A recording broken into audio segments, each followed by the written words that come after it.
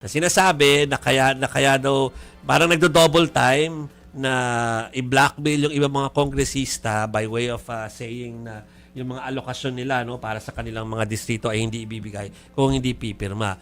Sa panahon ngayon na iba na yung sistema, lalo na dapat nasa General Appropriations Act na yung pondong i-release sa bawat distrito. Posible pa ba yung akusasyon na yan ni Congresswoman Paulo Duterte? Congressman pala. Alam mo, itong akusasyon na to ay walang katotohanan. Okay. In fact, nakita naman po natin na simula't-simula pa lamang nang kami ay hindi pa nagsisimula ang hearing. Puro TRO na. Pilit na nilang gusto na wag matuloy ang aming hearing at ngayon na natuloy ang aming committee hearing ay hindi naman sila nagpa-participate. So, saan naman kami lalagay? Halimbawa kayo, dito po sa sitwasyon namin. Ang determination of probable cause ay mababaw lamang. Hindi pa po natin sinasabi dito na guilty na ang Vice President.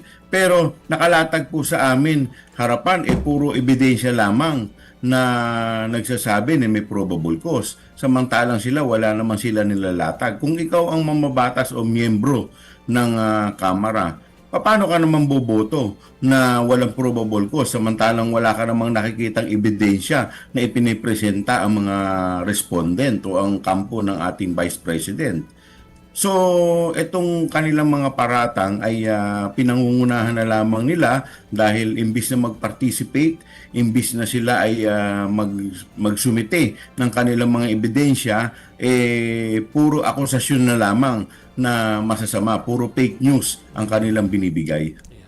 Pero, sir, napapag-usapan nga po namin kanina ni na Jovi at saka ni Chiki, matagal na rin po kasing naririnig yung pwede kasi talagang gawing pang lobby yung 'di ba yung budget para doon sa distrito to convince the congressman to vote for or against doon sa pinag-uusapan. So sa sitwasyon po ba ngayon, posible pa rin ba 'yun na kumbaga para ma-impluwensyahan yung congressman, sige, hindi ko ibibigay sa yung budget mo. Pwede pa rin ba 'yun?